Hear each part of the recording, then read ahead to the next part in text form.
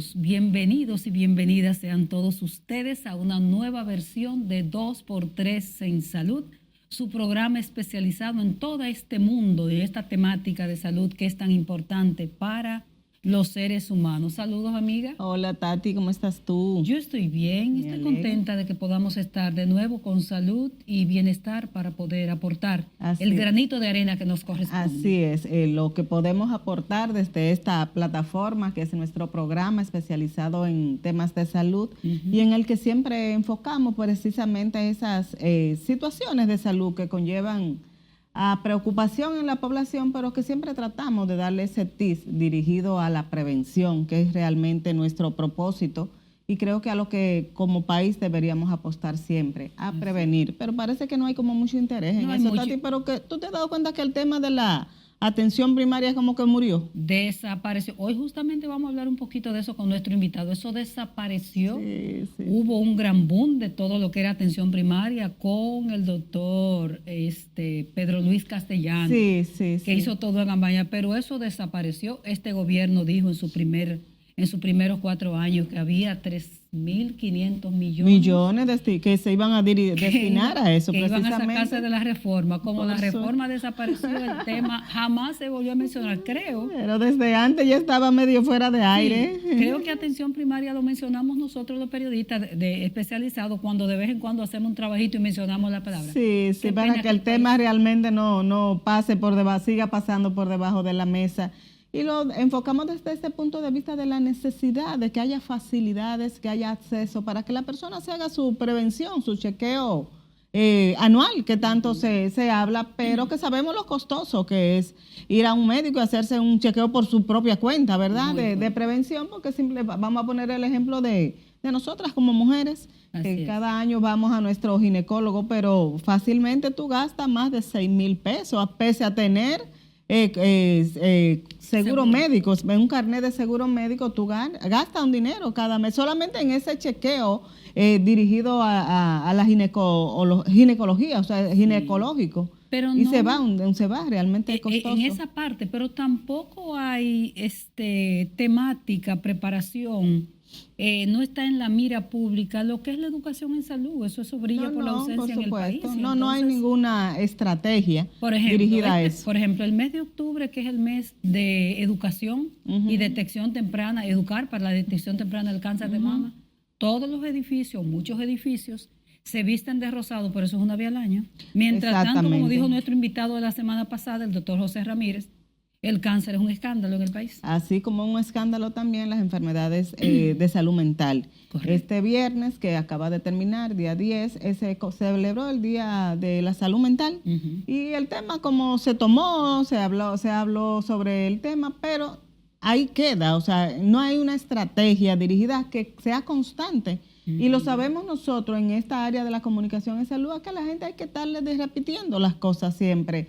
O sea, que sea una estrategia, una campaña constante de educación, como dices tú, de prevención, de dirigirle los mensajes a la gente para que entienda cuáles son esas estrategias para cuidar su salud. Así es como los valores democráticos. Tú eres de una sociedad que tuvo unos logros en materia democrática, y tú no se los recuerdas a los jóvenes, como eso se logró. Hay y que eso recordarlo. La gente Sí, es permanente. Doris, a nosotros no se nos puede olvidar, aunque ya haya pasado el día, que el pasado miércoles, día 8, se cumplieron 6 meses de la tragedia del Jet-Set. Sí, así es. Los pueblos que olvidan su historia están condenados. Entonces, unir nuestros recuerdos, nuestros corazones y nuestros sentimientos a todos los familiares de las víctimas de esa tragedia que cobró 236 vidas, y todavía hay mucha gente con lesiones permanentes físicas y emocionales. Y para que no se olvide también la necesidad,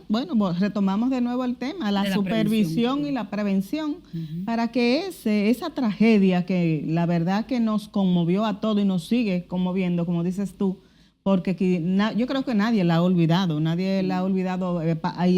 ya pasaron 6 meses, sirva de ejemplo para que en el país no sea en ese momento que se empezó a hablar mucho de que se iban a supervisar los edificios, de que había que revisar. Se ha vuelto a hablar no se ha vuelto a tomar el tema. Como dices tú, eso debe ser permanente, se debe esperar que ocurra una tragedia para que eso pase, para que haya esa supervisión, esa prevención. Y lo mismo en salud. No debemos esperar que la gente enferme y que se convierta como el cáncer, como dices tú, en una epidemia para que entonces en el país se quieran tomar medidas. Pues, ¿qué te parece, Doris? Y con ese mensaje clave que tú acabas de dejar en la mente de nuestros amigos televidentes, amigas y amigos televidentes, nos vamos a unos mensajes comerciales y venimos con nuestro invitado, un amigo de la casa y de nosotras. Regresamos. Volvemos ahora.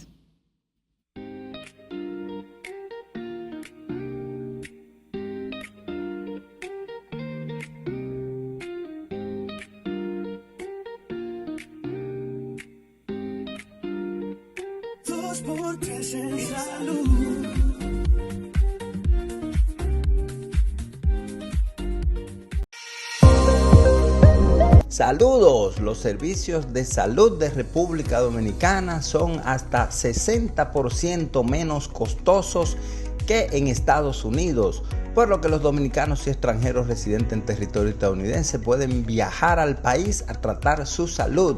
Esto lo aseguró el doctor Alejandro Cambiaso, presidente de la Asociación Dominicana de Turismo de Salud, al disertar en la Semana Dominicana en Estados Unidos, organizada por la Cámara Americana de Comercio. Atención, las guías europeas y americanas recomiendan que cuando la presión arterial sea superior a los 139/90, ya usted es un paciente hipertenso y debe medicarse. Esto lo aseguró la presidenta de la Sociedad de Cardiología, doctora Bismari Pineda. Mafre Dominicana y Grupo Ramos anunciaron un programa de chequeos preventivos y charlas educativas en cáncer de mama como parte de su iniciativa conjunta Alerta Rosada. Señores, a propósito del tema, les dejamos un dramático testimonio de la gloria de la música típica, Fefita la Grande, quien padeció y superó un cáncer de mama y fue tratada en el Centro Especializado Oncología y Especialidades, que está ubicado en Santiago. Hola, soy la Mayimba Fefita la Grande, soy la gran soberana de la República Dominicana. Soy sobreviviente de cáncer de mama. Le digo yo, mira, yo tengo como un dolorcito aquí. Me dice, ¿y de qué? Digo, no sé, hace mucho me di un golpecito ahí, pero no le hice caso. Y me hicieron un examen. Cuando el doctor entró, que yo le vi el semblante, le digo yo, pero dime de una vez que tengo, pero rápido. Salí con cáncer. Pero yo tengo cura. Me dice que sí. Digo yo, pues, para eso está Dios y está tú. Para que las mujeres hoy lo sepan, que quizás no todas lo saben. Yo duré 1 año y 8 meses con cáncer y nunca dejé de trabajar. A mí me dieron 27 quimios y 36 radioterapias. Se me murió mi madre, caí con cáncer. Se me muere mi hija, se me muere mi hermana. No me gusta mucho hablar de la muerte de mi hija, no, de mi madre.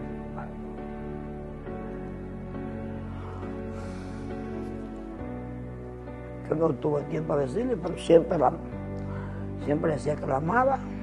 Yo a mis hijos, yo no. Ya acabo de cumplir 82 años y me siento súper bien, estoy bien. La que se sienta algo, lo que sea, que no espere tarde para hacerse su chequeo médico.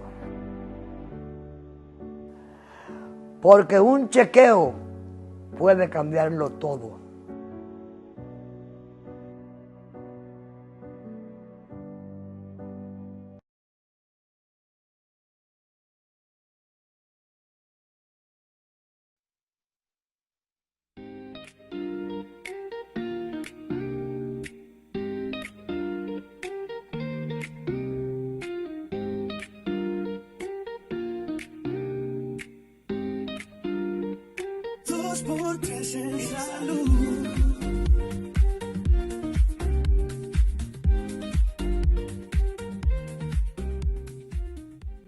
Gracias por continuar con nosotros en 2x3 en Salud. Ya Altagracia lo dijo, que tenemos un amigo de la casa, porque realmente así lo sentimos.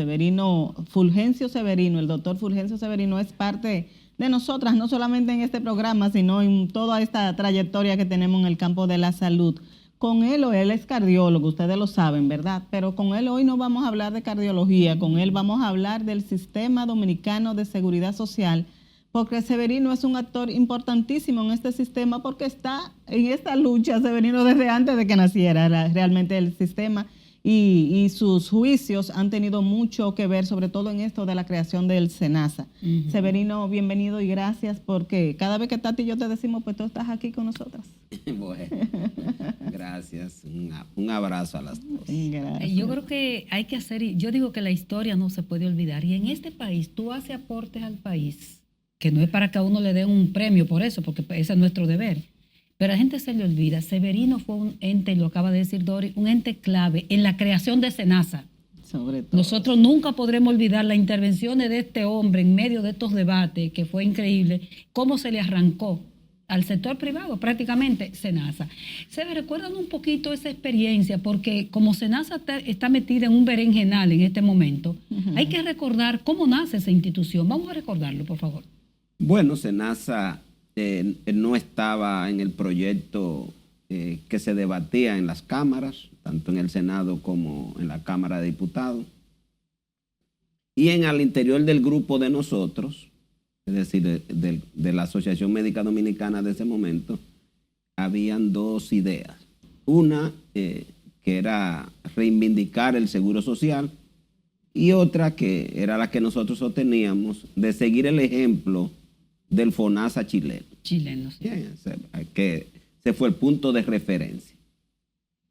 Cuando vino Javier Elola, que fue invitado aquí a la República Dominicana, ya él nos había dicho que todo estaba perdido. O sea, que no había ninguna posibilidad de producir ninguna modificación en el proyecto de ley del Congreso. Se da la ley del Sistema Dominicano de Seguridad Social, sí, la ley 8701. Se da entonces el tiroteo a aquella marcha, sí, en el colegio médico. La recordamos. Eso generó un boom. No hay duda que no hay cosa más. En el año 2001. 2001. Sí, eso fue en febrero del 2001. Febrero de 2001, sí. 13 de febrero, yo casi nunca olvido esa fecha. Wow. Sí, Dori tampoco la puede olvidar, no porque tenía una panza, sí, embarazada. No, entonces yo tenía 7 meses porque nosotros íbamos para el Congreso en abril. Nosotros íbamos para el Congreso. Tirotean la marcha, aún nosotros no habíamos salido del colegio médico. El doctor Sever, Zenén Cava era el presidente del colegio médico. No. El presidente ya en ese momento era Víctor Díaz Alba. Víctor Díaz Alba. Pero yo venía ya de la gestión anterior, que había sido vicepresidente, y sigo liderando el tema de la seguridad social, del debate. Entonces, a propósito de ese tiroteo, se genera un boom a favor de nosotros, lo que yo le llamo el boom de la víctima, el boom de la lástima. Señores, dan lástima a esos pobres médicos. Y entonces nos llaman en la CERS, no sé si se recuerdan, que en ese momento estaba dirigida por Loy Malcún. Era Malcún. Loy Malcún. Sí. Y ahí estaba el famoso grupo de los 5, la que estaba Bernardo de Filló, estaba César Mella. De Filló, Dios mío. Sí, estaba de Filló, Mella, César Mella. García Ramírez. El endocrinólogo, ¿cómo se llama? El endocrinólogo, Dios mío. Bueno, seguimos bueno, pero la cuestión es... Porque hay que mencionar nombres, como dices tú. Y Félix Iglesias. Para que se esos eran los 5 que se denominaban los asesores de la Comisión Ejecutiva de la Reforma del Sector Salud. Nos llaman a una negociación. Yo me oponía. Yo decía, no vamos a negociar. Pero yo no era el presidente del Colegio Médico. Finalmente, el Colegio Médico coge para allá. Yo inclusive ni siquiera fui. Pero había una decisión en la comisión que si yo no firmaba el acuerdo, no iban a hacer acuerdo. Porque identificaban que yo era la voz cantante. No fue así, de verdad. Entonces, bueno, finalmente yo estaba en representación de la Asociación Médica Dominicana y fuimos a la CER. Recuérdense que estaba en la Gustavo Mejía Ricard. Entonces, ahí se discuten. Y yo, como no tengo, o sea, puedo decir que la comisión me apoyaba mucho. Ahí se plantea entonces la posición nuestra. No se discutió la otra. Yo soy el que habla a nombre de todos. Digo, número 1, que tengamos un seguro público con una población que no compita. Porque en ese momento nada más se hablaba de las ahí nada más se hablaba de ARS. Privado, ARS nada más, en el proyecto. Yo lo tengo, el proyecto original por ahí. Okay. Pero nada más no existía ningún seguro público porque el seguro social debía convertirse en una ARS igual. Recuérdense la famosa ARS Salud Segura, que desapareció finalmente. Entonces, así nace el SENASA. Ya cuando se apruebe la ley y otras modificaciones que se dieron, el que los empleados del Estado nos quedáramos en el sistema de reparto. Hay varias modificaciones que se hicieron, se aprobaron ahí, pero nosotros las teníamos ya todas por escrito, excepto la del SENASA. SENASA no estaba escrita. SENASA es ahí donde se debate y yo digo, bueno, si yo voy a firmar, esas son mis condiciones. Si no, yo no firmo. No hay duda que Eloy Malcún se mostró muy de acuerdo y de ahí que nace el artículo 31 en la ley.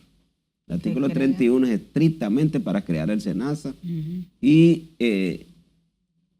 ya cuando pasa todo esto, yo hago hasta los proyectos de reglamento originales porque sabía que había un desinterés en el Estado para impulsar un seguro público. Exacto. Hago un anteproyecto de reglamento, se lo entrego al que en ese momento era el ministro de Salud, que era el presidente del Consejo. Lo sigue siendo por ley. Nada más que eso no funciona. En el ese Consejo. momento, el doctor José Rodríguez Soldevila. Sí, Rodríguez Soldevila, que era un buen amigo.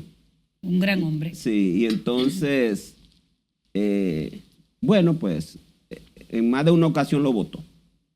Pero recuérdense que Eusebio Garrido era viceministro en ese momento, se llamaba subsecretario de atención especializada y la doctora Alma, bueno, era parte de la comisión. De tal manera, Alma Bobadilla, que le entregamos la primera directora de SENASA. Sí, pero ahí voy. Entonces, finalmente Rodríguez Soldevila buscó con el proyecto que le dimos, pagar una consultoría, hicieron el anteproyecto. ¿Cómo surge la primera gestión del SENASA? Yo tenía buenas relaciones con Rodríguez Soldevila y estaba señora, a mí se me olvidan algunos nombres porque uno dura. No, pero demasiado te estás tú acordando porque a mí se me habían olvidado casi todos. Y entonces, cuando yo hablo con Rodríguez Soldevila y le digo, doctor, vamos a poner a la doctora Alma de primera directora. Así es que Alma surge. Es decir, Alma es del Colegio Médico, es de ustedes, el PRD, como se llamaba en ese momento. Y así se nombra la doctora Alma Bobadilla. Armamos el consejo, porque José no tenía idea de nada. Digo, búscate a fulano, a Juntapo, en representación del régimen subsidiado, búscate a Abigail Soto, en representación de los contributivos subsidiados, y le arma un anteproyecto de consejo del SENASA. Y ahí se nombra la doctora Alma. Y ahí empezó la historia del que SENASA. Con SENASA, que la doctora Alma Bobadilla dejó a SENASA como con 400,000. Sí, porque recuérdate que nada más eran subsidiados cuando ella estaba. Nadie quería ir para SENASA porque eso era de pobre. Sí, porque nada más era subsidiado. Cuando Alma estuvo, recuérdate que Alma estuvo hasta el 2004, es decir, y el contributivo entra en el 2007, o sea, esa primera etapa. Recuérdense aquel famoso noviembre en el sur, se decreta todos estábamos allá en que el subsidiado entrara. Entonces el SENASA en los primeros 2 años, desde el 2002 hasta el 2004, hasta el 2007. Porque realmente el régimen contributivo es septiembre. Es una historia bonita que hay que escribirla, Dori, pero vamos, en la historia de SENASA, nosotros podríamos tomarnos todo el programa en ella, pero tenemos que pasar a la actualidad. Te dejo, Dori, en el campo para que continuemos con la situación que tiene SENASA en estos momentos, ¿te parece? Concebe, ¿o no tenemos que ir a pausa? No, que no entendí, que me dejas. No, que te dejo para que formule la pregunta tú, porque yo estoy hablando. No, porque yo estoy entendiendo. No, bueno, la situación de SENASA yo creo que todos la conocemos porque la preocupación afecta a muchísimas personas, porque recordemos que SENASA se convirtió en la principal ARS de nuestro país, no solamente afiliando al régimen subsidiado, que fue, como muy bien lo explica Severino, que fue cuando surgió con ese propósito inicial de afiliar a toda esa población pobre, vamos a decirlo así, que no podía aportar directamente al sistema porque no estaba en un empleo formal. Entonces sabemos el escándalo que ha ido surgiendo a raíz de denuncias y un expediente que está ya en manos de la Procuraduría General de la República de mal manejo, de corrupción, se habla de supuesta corrupción, y de fondo, de un hoyo financiero que se dice que hay en SENASA que supera los 21 mil millones de pesos. Pero de eso no puede hablar Severino. ¿Qué es lo que ha pasado? ¿Por qué se llega? Vamos primero a hacer ese pequeño recuento a que SENASA ahora se encuentre en esta situación, una institución que gozaba de tanto prestigio y confianza en la población dominicana. Bueno, yo creo que en República Dominicana esa idea de que todo tiene que ser privado no desapareció. La privatización que tanto luchaban ustedes desde un principio para que como no pudieron, recuérdense que el SENASA tenía por ley que asegurar a todos los empleados públicos y sus familiares, cosa que nunca el Estado lo ha asumido. Eso nunca ha ocurrido. Sí. Es decir, el SENASA lo que logró llegar a 1.8 millones de afiliados y afiliadas está íntimamente vinculada con una política correcta de ofertar más que los otros, manejarse con más flexibilidad, porque supone que eso es la seguridad social, que la gente tenga un doliente que cuando presente una situación le dé una respuesta. Eso hizo que el SENASA se convirtiera en el seguro mediante una gestión de mercadeo que yo digo que fue correcta. Pero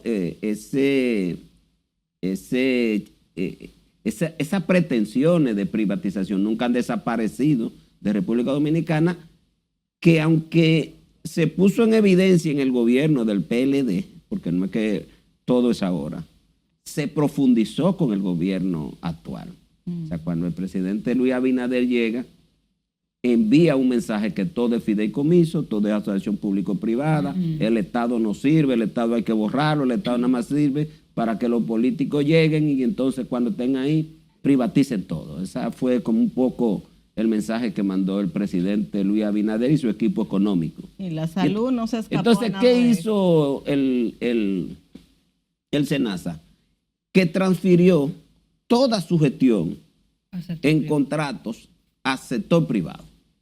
Y naturalmente ese sector privado son sus amigos, son los que financian campañas, son los que pagan comisiones, todo lo que uno sabe que hacen aquí el sector privado para asaltar recursos públicos. Y de ahí que en el SENASA se dan un conjunto de contratos sin respetar nada que tenía que ver con contrataciones públicas. Antes, Severino, de llegar esta gestión a SENASA, eso no se manejaba así. No totalmente. Habían ya, por ejemplo, a final, ustedes recuerdan que ya Secanó entró en crisis. Sí. Secanó, que era la entidad pública de alto costo más importante. ¿Pero fue que la hicieron llevar a crisis? Claro, sí, porque empezaron a contratar todos los servicios que se daban en Secanó, la llevaron al sector privado. Severino, vamos a pedirte un permisito, nos vamos a ir a una pausa y vamos a seguir ahí. Primero hablando de Secanó para concatenarlo, vincularlo con lo que está pasando en SENASA. Regresamos en un momentito.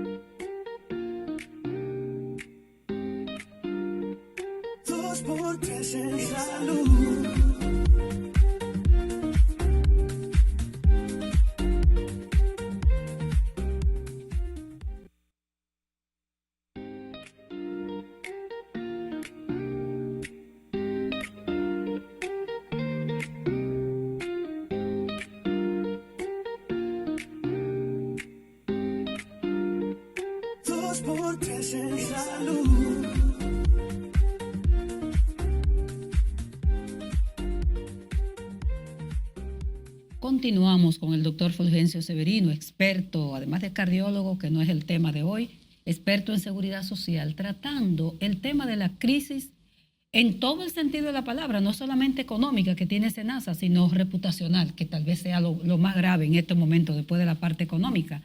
Y Doris y Severino hablaban de la crisis económica que enfrenta el Secanot, que ¿cómo la vinculamos a SENASA, Sebe? Sí, entonces, ya a finales del gobierno pasado, se empezaron a hacer contrataciones de servicios que se daban en los hospitales y que por ley deben darse en los hospitales, porque el artículo 31 es claro. El régimen subsidiado se debe atender en los hospitales públicos. Eso es para fortalecer los hospitales. Claro, porque nosotros conocíamos la experiencia chilena, colombiana, porque eso no está ahí por casualidad. Esa fue parte de nuestra exigencia, porque en Colombia los hospitales desaparecieron todos, porque en la medida que todos los afiliados podían ir al sector privado, se fueron para el sector privado. Entonces nosotros pusimos condiciones en una defensa de lo público, porque nosotros sabíamos, ya con la experiencia que habían tenido todos los sistemas de seguridad social en América Latina que se habían privatizado, era que la población al final se quedaba sin servicio. Primera violación entonces es la las contrataciones privadas de servicios que se daban en el sector en los público. Centros de salud. Entonces ahí fue que vino el declive de Secano, porque ya a través de relaciones primarias empezaron a contratarse servicios privados. De la cosa que hacía Secano. De las cosas que hacía Secano. Ya por ejemplo, esas intervenciones complejas. Todas las intervenciones cardiovasculares se fueron todas a los centros, pero ustedes vieron que crecieron tanto los centros de intervención de cateterismo. O sea, nosotros tenemos, donde hay muchos afiliados, ahí hay centros extraordinarios, Santiago acá. Y empezaron, cada centro se iba construyendo y iba gestionándose en función de sus relaciones con el SENASA. Porque todo esto se hace no desde una perspectiva de lo privado.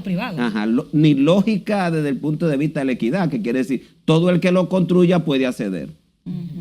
Bien, a eso se le agregó que Secano venía con una cultura de pago de incentivos. Entonces eso se eliminó.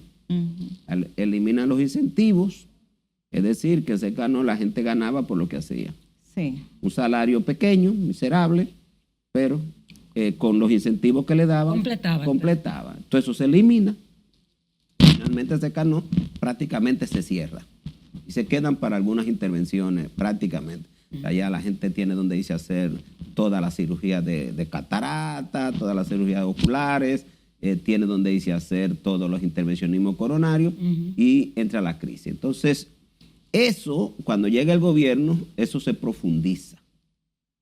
Y prácticamente, yo te digo, por ejemplo, nosotros como Hospital Gautier veíamos 10 infartos todos los meses. Nosotros, 10, 15, infarto con ese elevado. No me refiero a síndrome coronario agudo. Y nosotros pasamos a ver 3 y 4. Porque ya la mayoría se iban a los centros privados. Se lo llevaban porque el mocoso Puello, que antes nos mandaba a nosotros, porque aquí nada más habían 2 lugares públicos, hacíamos cateterismo cardíaco, que era Gautier y era Secano. Cuando todo eso se privatiza, todo eso se va. Porque ya luego viene lo que hablamos en un anterior, como es la práctica del sector privado. Ahí se empezaron a pagar comisiones para que me manden los pacientes. Eso te iba a preguntar. O sea, que qué motivaciones tiene un hospital público, por ejemplo, para referir pacientes a un centro privado. Eso se lo mandan enseguida porque ya hay las comisiones para que me mande pacientes. Severino, pero además tú en tu condición de cardiólogo, el Robert Rick Cabral, yo llegué a hacer reportaje ahí con el doctor La Sala, creó una unidad cardiovascular. Sí, claro. Y prácticamente ahí no se hace nada. Esos equipos yo creo que hasta se dañaron. Sí. Aquí el sector público se dejó languidecer.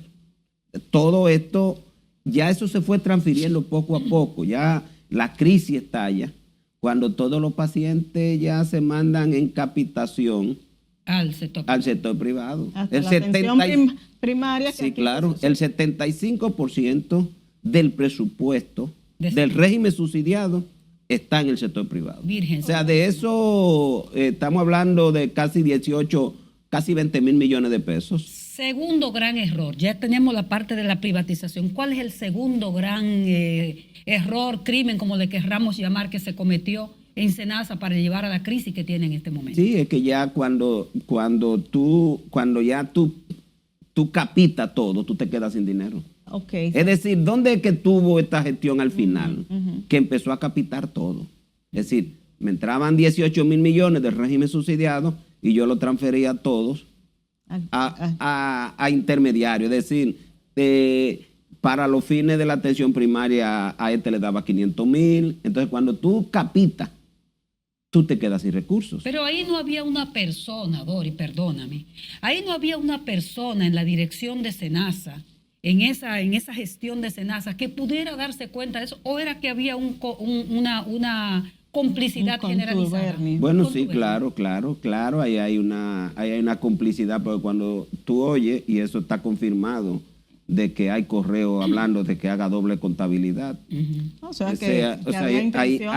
hay evidencia de que había complicidad y que ellos estaban conscientes de lo que se estaba pasando. Entonces, por ejemplo, a nosotros, y ustedes vivieron esto, la crisis de los marcapasos es la que yo puedo hablar. Sí, claro. O sea, ahí llegó un momento en que el SENASA todo lo querían comprar ellos, porque ellos empezaron a montar empresas. Y el material de osteosíntesis. Sí, todo lo que fuera material eterno, ya ellos decidieron que los hospitales no hicieran nada. En el caso del régimen subsidiado, lo sacan de los hospitales. Por ejemplo, tú vas a hospitales como el Gautier, Dios mío. y de cada 100, aún estando en el plan básico o en el PDCS, ellos no lo contratan al Gautier. O sea, ¿qué le dejaron a los hospitales? Por Nada. ejemplo, ¿qué tipo de pacientes? No, nada. La hospitalización, porque ellos no hospitalizan. O la pobreza de solemnidad, el que no llegaba ni siquiera subsidiado. Sí, pero que yo lo que te digo, no porque es subsidiado, no porque el que no tiene nada tiene que ir obligatoriamente a los hospitales. No le queda de otra. No le queda otra, pero me refiero dentro del régimen subsidiado, que se supone que es el que obligatoriamente debería estar en el hospital, se sacó totalmente del hospital. ¿Por qué? Porque, por ejemplo, te voy a poner un caso. A nosotros nos pagan un eco allá en el Gautier por 200 pesos, pero en el sector privado lo pagan 800 pesos. Ahí está Entonces no le podían cuadrar los números a SENASA en ningún momento. No le podían cuadrar porque ellos transfirieron todo al privado. Exactamente, y además las cápitas que se pagan entonces, por el subsidiado es menor que la que y entonces con el contributivo hicieron lo mismo. O sea, cuando tú transfieres claro, esto afecta mucho a los pacientes, porque cuando tú haces 2 gestiones administrativas, tú estás cobrando doble administración. Por ejemplo, capitar los medicamentos, que fue lo último que hicieron con esta entidad que se llama Farmacar. Tú haces, la ley establece o el reglamento que el 10% de los ingresos van en gestión. Ya le quita un 10%. Pero cuando tú capitas más adelante, esa otra capita coge un 10% más de gestión. Porque cada vez que hay gestión, tiene que tener un gasto administrativo. O sea, cuando el SENASA se quita la gestión, pero no transfiere el 10% que él le toca como gestión, sino que lo que hace es que transfiere la cápita sin ese 10% de gestión. Entonces, ¿qué es lo que pasa? Que empezaron a negarle todos los derechos a los pacientes, que fue una de las cosas que talló. Segundo, o sea, cuando ya la gente iba a buscar un servicio, primero, lo primero que la gente empezó a extrañarle fue un medicamento. Iba a la farmacia, supuestamente un cambio. Esa fue una de las principales quejas. Que fue aquella cuando explotó aquel momento en el que yo dije que había un interés marcado de destruir al SENASA. Que era lo que yo veía en la campaña. Exactamente. Luego vino ahí entonces la corrupción interna. No, porque todo esto se da con pago de comisiones. En el SENASA no es nueva. SENASA siempre ha habido corrupción. Tú tienes que pagar porque te afilian en un centro. O sea, internamente es histórico eso. Pero en esta última gestión fue mayor. Llegó al colmo. Llegó al colmo. O sea, tú tienes que pagar porque te gestionen, tú tienes que pagar por cobrar. O sea, hay que pagar muchas veces para tú poder funcionar. Para poder cobrar esas facturas. Sí, claro. Y cuando ellos dejaron de pagar, eso se profundizó. Que eso fue lo que se veía en el... Ese fue el segundo espacio, pero eso es chele. Si tú te buscas la resolución de la CISARRI, dice 1.800 millones de pesos. Pero entonces aquí hay una falacia enorme, porque a SENASA le dieron unos asuntos de transparencia, unos certificados de transparencia Pero tú sabes que transparencia es que alguien se para. Primero cobra por eso, porque nada de esos certificados son gratis. Vamos, Severino, a pedirte otro permisito. Nos vamos a una breve pausa y regresamos hablando de SENASA y de esa transparencia que ganó este año. Regresamos en un momentito.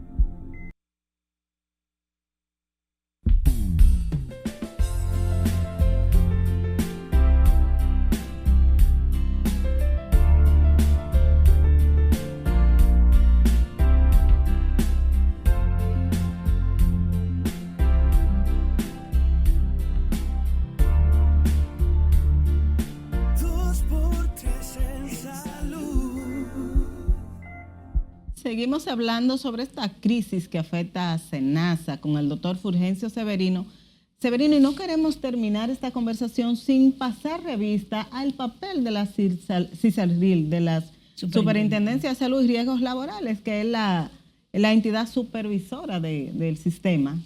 Bueno, ¿qué pasó ahí? ¿Por qué CISARRIL quizás no dio esa voz de alerta con tiempo, si eso estaba pasando tan a la clara? Severino se ríe, ponle atención a esa Bueno, fíjate, a nosotros nos parece que esta crisis del SENASA fue una crisis impulsada desde el gobierno, en la que todos estuvieron de acuerdo con privatizar todo el SENASA. Lo que pasa que no les salió como ellos quisieron. ¿Por qué? Porque hubo ahí contradicciones empresariales, esas contradicciones que se da entre la compañía que inicialmente tenía el software para gestión de medicamentos con Farmacar, porque eso es lo que está, es el primer estallido es ese. O sea, se da unas contradicciones entre empresas que andan detrás de los mismos objetivos y eso pone en evidencia todo el desastre que significó la privatización. Esta crisis y la paciente empiezan a denunciar esta situación. Entonces una componente entonces.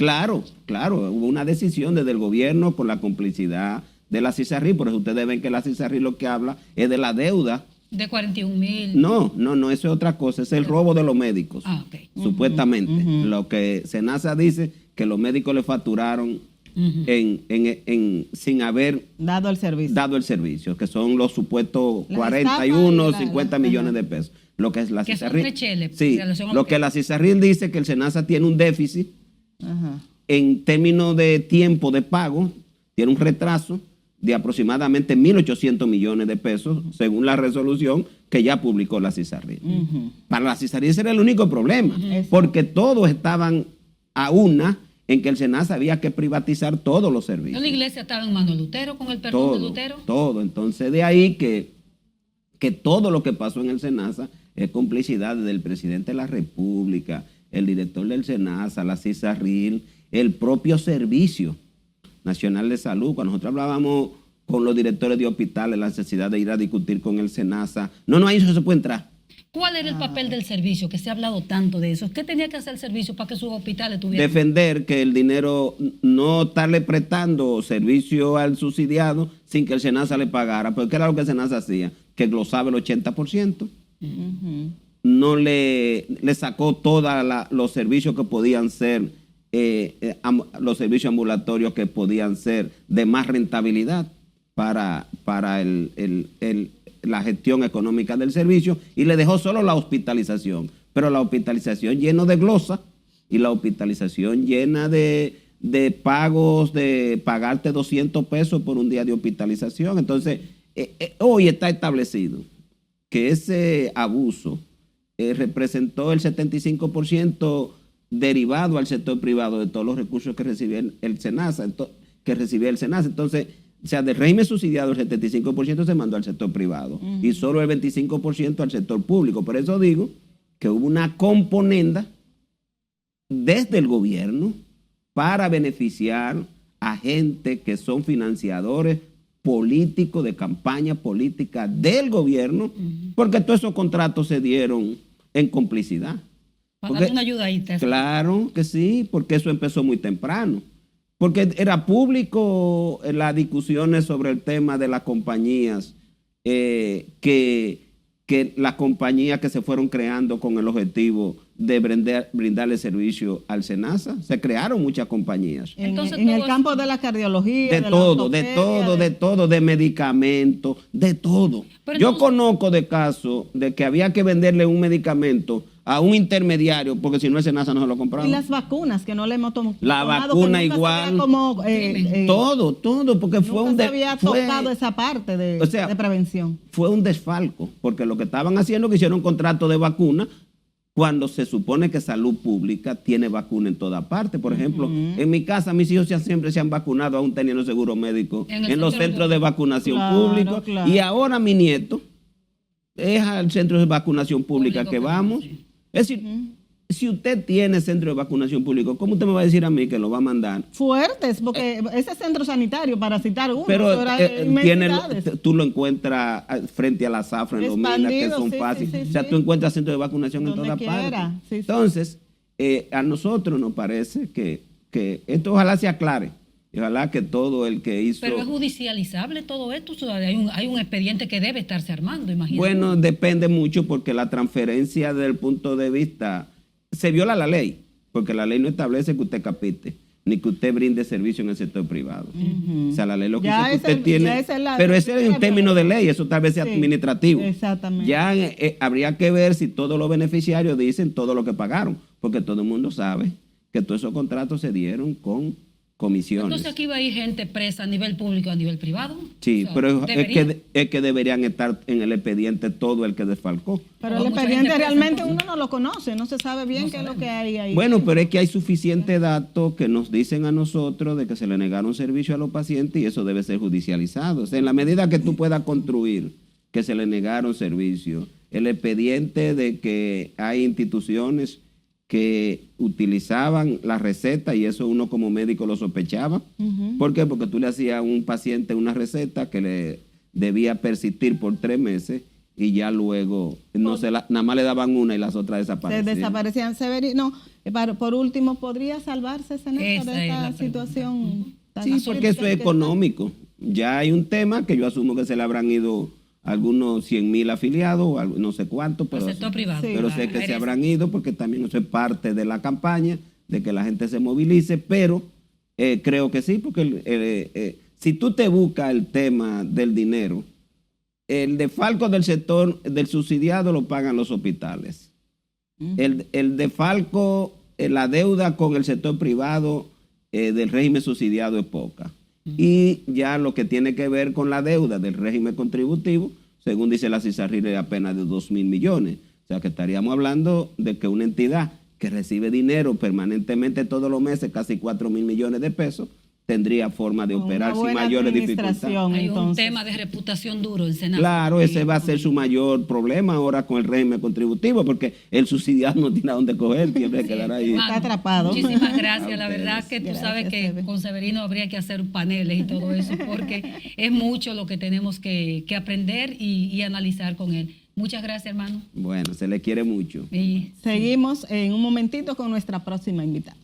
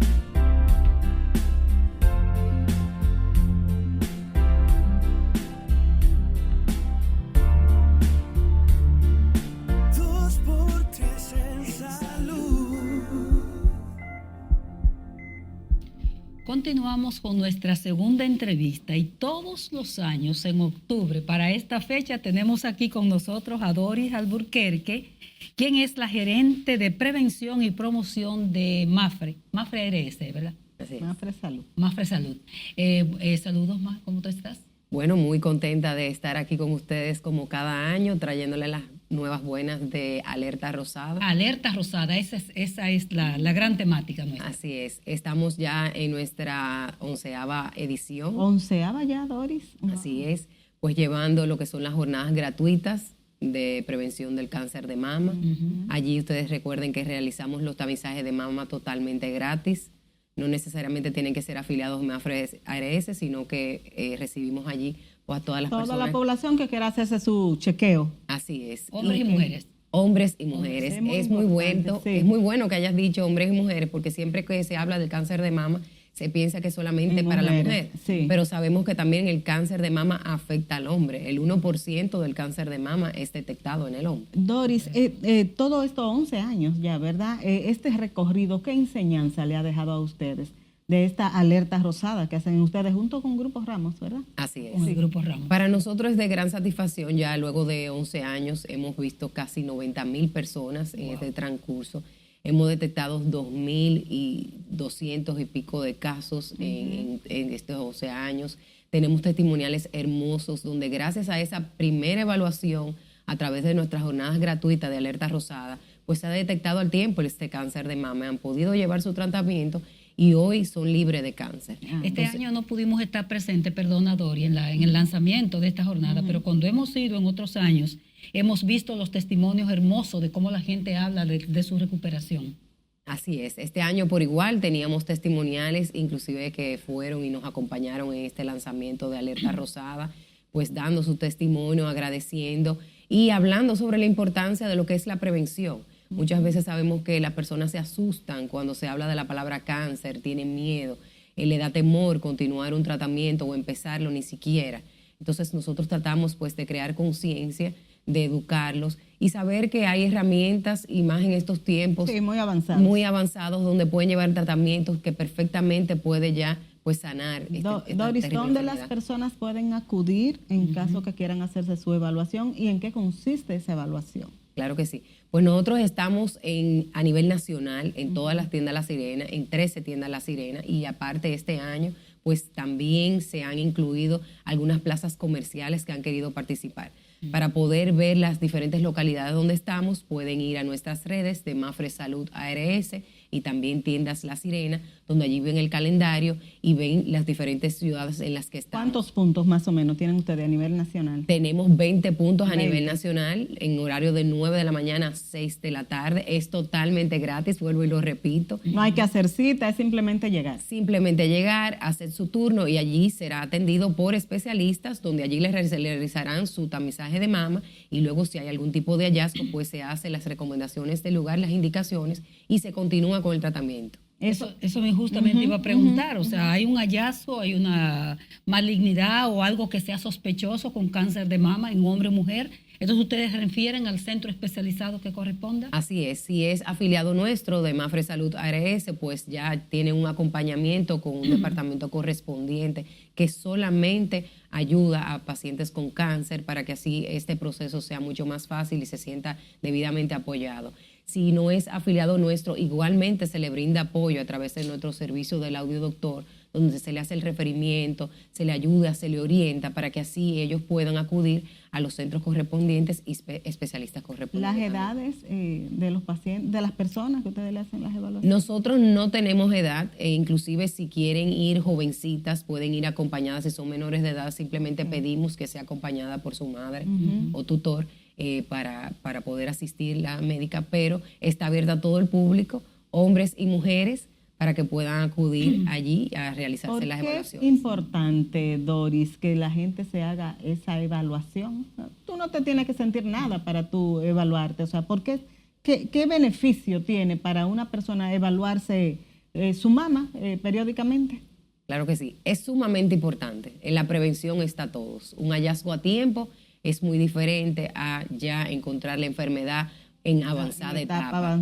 Entonces, por eso siempre nosotros recordamos y también enfatizamos en la importancia de lo que es la prevención. Nosotros recomendamos que cada 6 meses la persona vaya a su médico y se haga la evaluación correspondiente. Sobre todo si tiene un historial familiar de que tal vez hay algún pariente que haya padecido de cáncer de mama, pues ahí aún hay que darle más prioridad a este tipo de evaluaciones. Es sumamente importante hacer una evaluación a tiempo, porque una evaluación a tiempo puede salvar muchas vidas, como le hemos venido en estos tiempos salvando, que son nuestro motor de motivación para continuar con esta campaña. ¿Esa tasa de curación ha sido alta? Ustedes hablaban de casi 2,000 casos. Así es. O sea, gracias a Dios, la mayoría de las etapas que se han reconocido, que se han detectado en estas jornadas, han sido en etapas previas, o sea, 1 y 2, bien tempranas. Y esto nos ha ayudado pues a que puedan llevar su tratamiento y que puedan ser hoy testimonios de que están libres de cáncer de mama. Eso es importante porque la semana pasada nuestro invitado principal era el doctor José Ramírez, oncólogo, y él decía justamente el gran problema de este país, que es las etapas tardías en que llegan las y los pacientes. Entonces, que te lleguen temprano, o sea, que por eso es tan importante. El cáncer de mama no se previene, pero sí se detecta temprano. Así es. Y sobre todo también el cáncer de mama, como decía al inicio, hay que atacarle a tiempo. Sí. Esa es la mejor herramienta. Muchas veces nosotros nos ocurrió en una ocasión una persona que se le detectó por temor, la persona no quería ir al médico. Pero como era afiliada nuestra, podíamos ver el seguimiento, veíamos que no iba el especialista correspondiente, que no se realizaba el estudio, y hubo un continuo seguimiento a través de nuestro servicio del audiodoctor, creando conciencia. Tuvimos ya inclusive que incursionar contactando a la familia para que supieran la importancia, porque muchas veces estas personas son de escasos recursos, no tienen el conocimiento correspondiente. El temor, señora, eso es tremendo. Frena a las personas. ¿Y tienen psicólogos ustedes dentro de este grupo? Claro que sí, tienen un apoyo igualmente psicológico, un apoyo también de los pacientes que han tenido este proceso, para que así entre unos y otros también se apoyen, cuenten con sus experiencias, y todo un equipo de especialistas brindando el apoyo correspondiente para que esto sea de la manera más fácil posible. Doris, recuérdanos ya en este último minutito que nos queda, dónde va a estar ubicados los centros, cuántos son y dónde están. Bueno, pueden ver todas las jornadas que estaremos realizando a nivel nacional en las redes de Mafre Salud ARS y tiendas La Sirena. Allí podrán ver todos los puntos. Es de 9 de la mañana a 6 de la tarde. Recordar que es totalmente gratis y que no necesariamente deben ser afiliados de Mafre Salud. Y que no tienen que hacer cita, es simplemente llegar allí. Simplemente llegar, hacer su turnito, y ahí nuestras especialistas están esperándolas con los brazos abiertos. Qué bueno. Súper contentas de poderle enseñar también a realizarse el autotamizaje de mama, que es una de las cosas más importantes, no solamente la evaluación médica, sino la parte de educarles. Esa educación que tanto necesitamos en nuestro país en todos los sentidos. Bueno, Doris Alburquerque, la verdad que para Tati y para mí siempre un placer que ustedes estén aquí. Las puertas, por supuesto, de nuestro programa están siempre abiertas, porque lo que queremos es eso, que la gente se cuide y que prevenga y que detecte a tiempo cualquier situación que le pueda afectar en lo adelante. Así que gracias por siempre acompañarnos, siempre venir a escoger nuestro programa para llevar este importante mensaje a nuestros amigos televidentes. Muchísimas gracias por siempre estar ahí con nosotros en 2x3 en Salud, y nos vemos la próxima semana.